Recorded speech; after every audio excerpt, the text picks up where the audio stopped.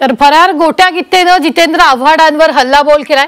आव्हाड माझी उगाच बदनामी करतायत। गोट्या गित्तेनं जितेंद्र आव्हाडांना धमकी दिली आहे। जितेंद्र आव्हाड माझ्याकडे तुझे व्हिडिओ आहेत। गोट्या गित्ते आता तुला महागात पडणार असल्याचंही गोट्या गित्तेनं म्हटलंय।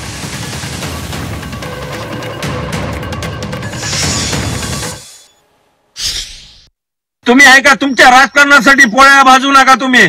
आणि तुम्ही अन्यायाच्या विषयीचे चालू तुमचं जितेंद्र आव्हाड तुम्हाला हेच माझं स्पष्ट करा।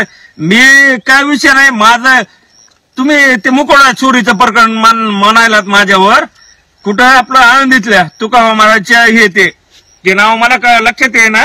बरं ते म्हणता माझ्या मुकोडा चोरीचं माझ्यावर प्रश्न म्हणला तुम्ही ते तुम्ही फक्त बातम्या देऊ नका हे पर त्याची नोंद काढा तुम्ही।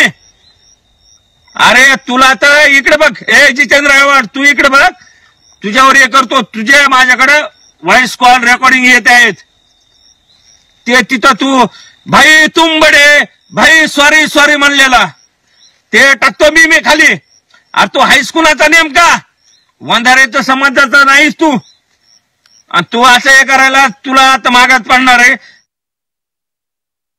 काय मला समजत बदनाम करून टाकले मी म्हणतो अरे हे असले धमक्याला घालून मी काय मला बोलणं म्हणून करणार नाही चांगल्या विरुद्ध बोलतो त्याला कोण घेतो